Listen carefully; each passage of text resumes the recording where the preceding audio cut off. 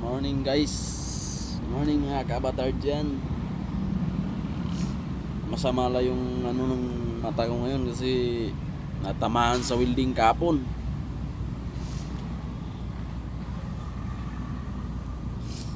Ano mo? Gawa kasi ako kapon, natamaan sa welding. Kaya guys, pasensya na kayong lahat. Tingin yung mata ko. Yan.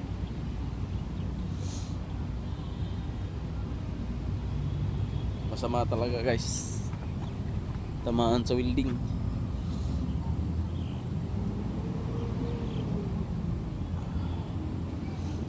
Bro. Kaya ano muna tayo ngayon? Pahinga. Pahinga muna ako guys. Thank you.